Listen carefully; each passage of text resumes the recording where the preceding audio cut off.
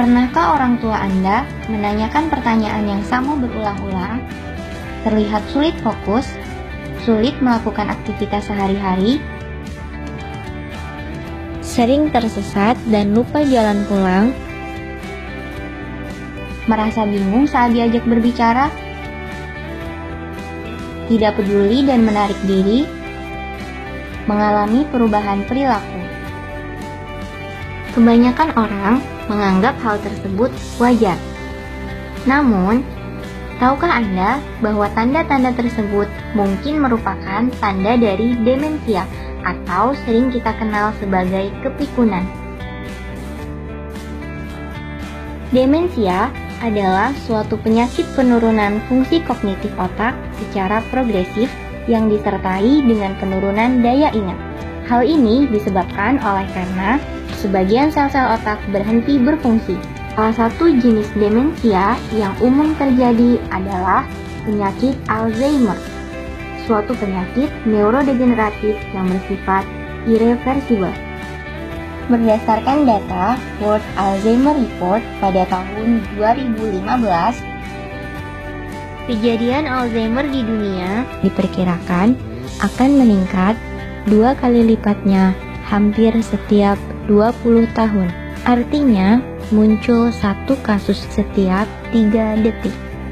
Pada negara berkembang seperti Indonesia, biaya yang dihabiskan untuk perawatan orang dengan demensia diperkirakan mencapai lebih dari 1,7 miliar dolar per tahun. Terjadinya Alzheimer dipengaruhi oleh usia, jenis kelamin, genetik, gaya hidup, penurunan kognitif ringan, tingkat pendidikan. Risiko Alzheimer dapat terjadi pada setiap orang, sehingga sangat penting untuk mengetahui langkah-langkah untuk mencegah terjadinya Alzheimer.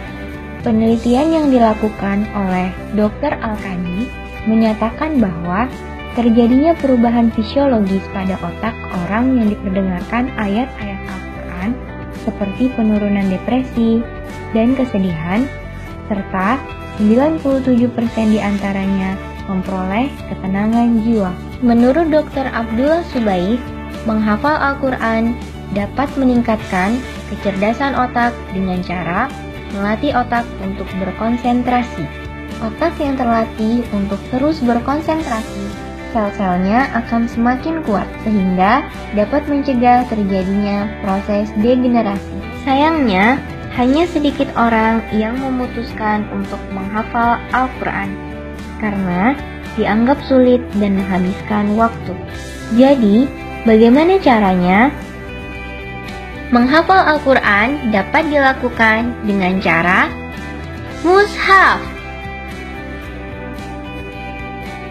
M. Menghafal 1 baris 1 hari. U. Ulangi minimal 20 kali per hari. S. Setia pada Al-Quran. H. Hafalkan dari surat yang paling pendek. A. Awali dengan niat. F. Fokus.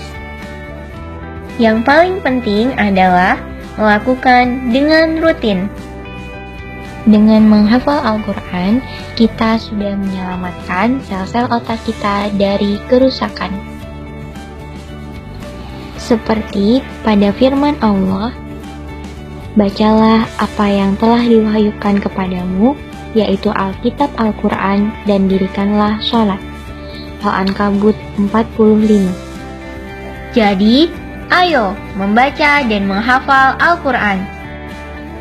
Dan kita cegah Alzheimer dengan mushaf.